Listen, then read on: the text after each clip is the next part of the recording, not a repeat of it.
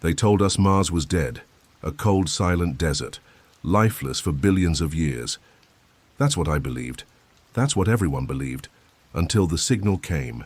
It was weak, almost like static, the kind of thing most systems would ignore. A blip, a glitch. But someone at Mission Control caught it, a vibration, a rhythmic pulse, and coming from deep beneath the surface. At first, they thought it was seismic activity, Marsquakes, natural. But when they isolated the pattern, it wasn't natural at all. It was organized, structured. A transmission. I wasn't supposed to know about it. Technicians who picked it up were told to delete the logs, scrub the frequencies, forget they ever heard it. But one of them didn't. He reached out to me, anonymously, through a dead channel we used back in the old days. He sent a simple message. It's not just under the ground, it's awake. And attached to the message was a recording. I played it once. Only once. A deep, low-frequency hum like something massive breathing. Then a second sound, sharper, mechanical like grinding metal. Or opening doors. Doors that were never meant to open. That was when the internal memos started leaking. NASA wasn't investigating anymore.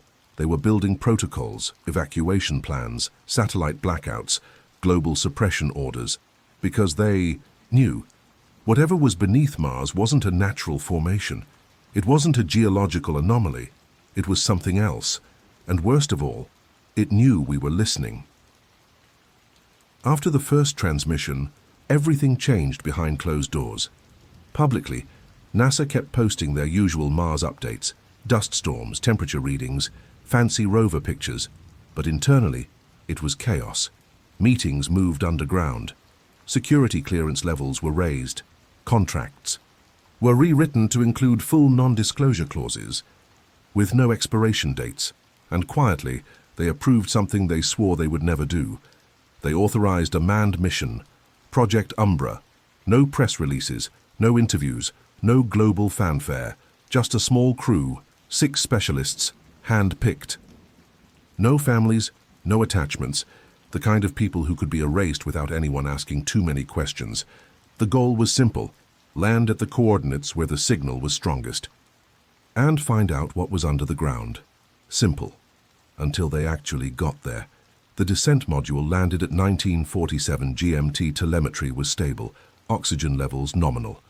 The first 3 minutes of video feed showed nothing unusual, just endless red sands, a dull sun bleeding through thin clouds, and then the ground began to move, not tremble, move, like the planet itself was breathing.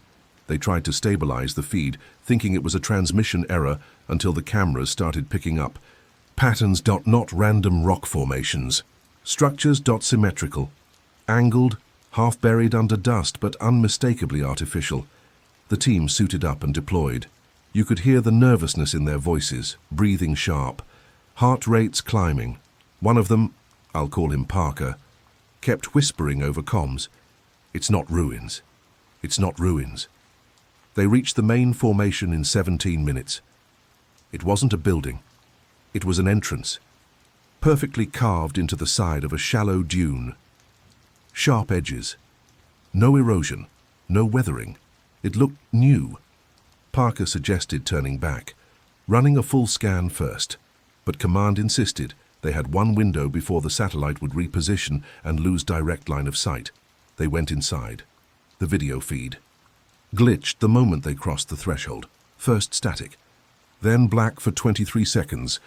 When it came back, they were no longer speaking, no chatter, no breathing, no environmental data, just silence.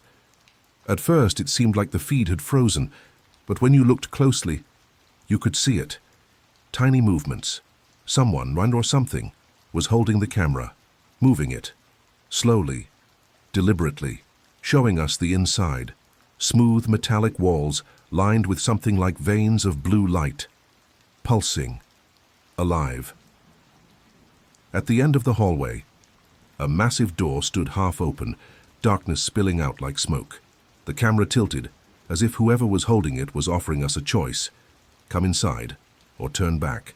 And then the feed cut permanently. No backup. No black box, no emergency beacon. Just nothing. 6 crew members. Gone. Not declared dead. Declared reassigned. Project Umbra was wiped from the internal logs 2 days later. The official story? A failed unmanned drone test. The world kept spinning. Mars kept turning, and the thing under the ground kept breathing. But me? I couldn't stop wondering. They didn't just lose a team, they triggered something, and whatever it is, it's not asleep anymore. I thought the nightmare would stay on Mars. I thought whatever we disturbed would stay buried, trapped beneath a world 140 million miles away. I was wrong. It started small. First, satellites orbiting Mars began to glitch. Minor at first, a few corrupted images, random bursts of static. NASA blamed solar flares, everyone bought it, but the glitches spread, first to lunar satellites, then Earth's. Within weeks, communication blackouts started hitting random parts of the planet. Brazil, Norway, South Africa. Massive regions going dark for hours without explanation. And every time a blackout ended, strange things were reported. Sightings. No, not UFOs. Something worse.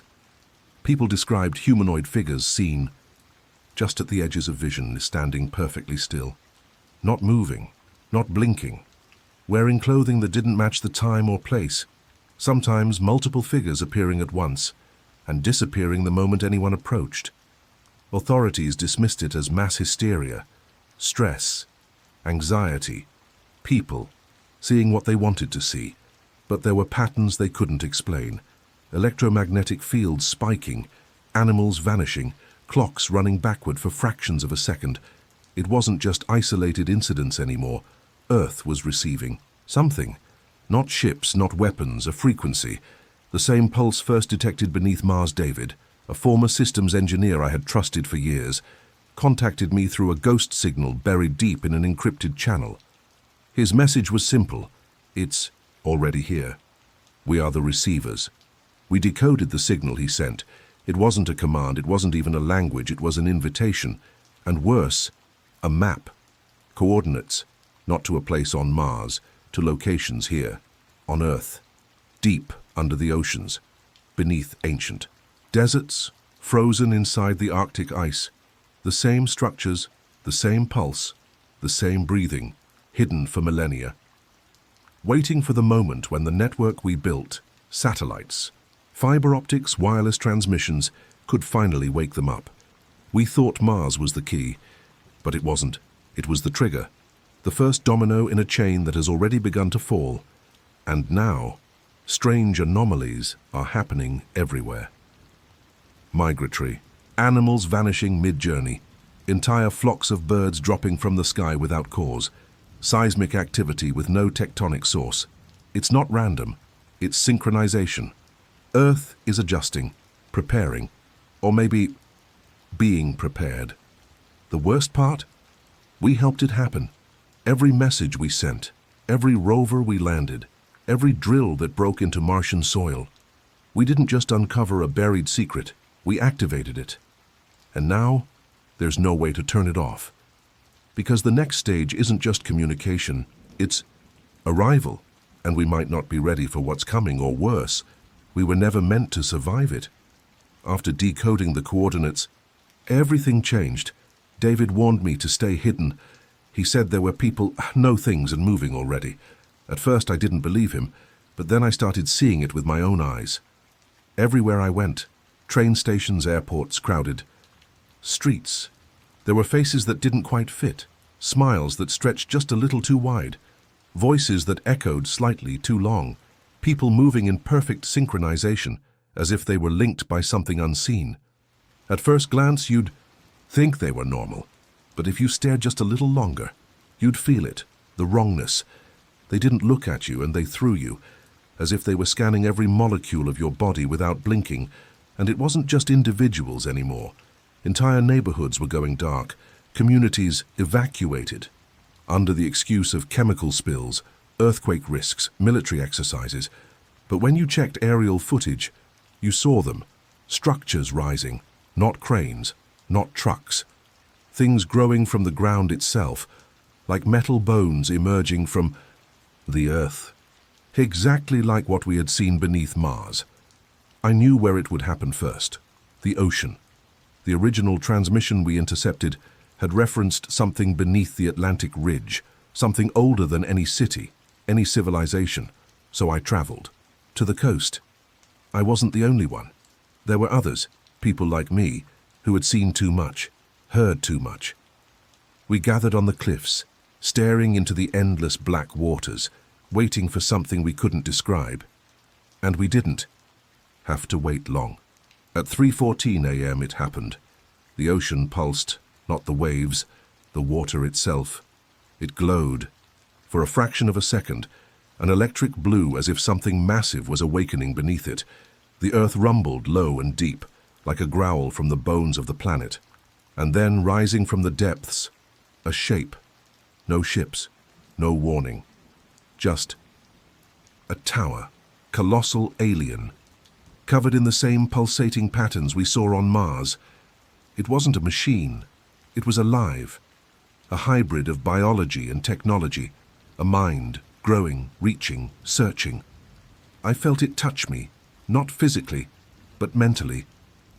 Scraping sensation across my consciousness, like pages of a book being flipped faster than I could understand.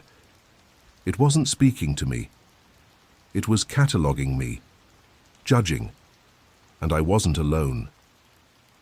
All around me, people collapsed. Some screamed, some laughed hysterically.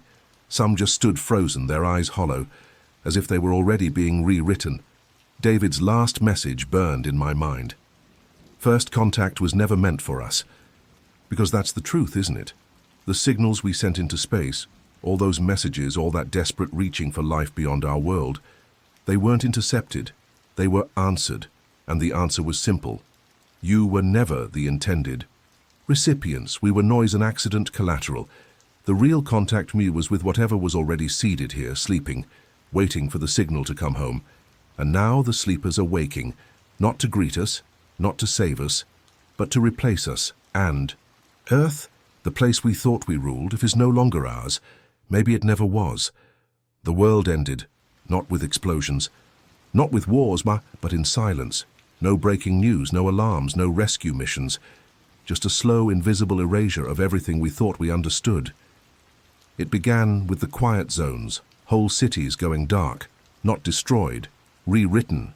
You'd drive into a town you knew your whole life, and something would feel off. Buildings still standing, cars still parked, but no movement, no sound, as if the people inside had simply been overwritten, like an old file on a computer you didn't realize you lost until it was too late. The people who returned from these zones, the lucky few who escaped before full conversion, didn't come back unchanged. They whispered in dead languages, their memories fragmented, misplaced. Some couldn't even recognize their own families. The rest? They smiled. Wide, perfect smiles, identical. A new species walking in human skin. Meanwhile, the structures continued to rise, in oceans, deserts, mountains, massive towers humming at frequencies no human ear was meant to perceive. The sound wasn't random. It was a call, and those who heard it answered. I remember the last transmission from David. It came through at 2:17 a.m., just before the final blackout. They're not invading. They're upgrading. That's when it hit me. We had been looking at it all wrong. This wasn't about extermination. It wasn't even about conquest. It was about continuation. We weren't the pinnacle of evolution. We were just a template. The beta version. A draft flawed.primitive.temporary. Now the final version was being installed. Every thought you ever had, every dream, every memory. All of it was scaffolding, blueprints for something better. And now the scaffolding is being torn down. You can still resist if you want. Turn off your devices. Hide underground. Pretend you're still in control. But it's already inside you. Every signal, every screen you've ever stared into, every word you've ever spoken into the void of the internet, it all fed into the same algorithm. It knows you better than you know yourself. And soon you won't remember there was ever anything before it, because the final upgrade doesn't come with pain. It comes with acceptance, a soft whisper somewhere deep in your mind, telling you, let go, evolve. You are almost complete. And then, you'll look in the mirror. You'll see your eyes, your smile, your familiar ordinary face, but you'll know deep inside that it's not really you looking back anymore, because by then you'll be perfect and you won't miss. The version of yourself that was left behind. Because the truth is, you were never meant to survive the final version of Earth. You were just here to build it.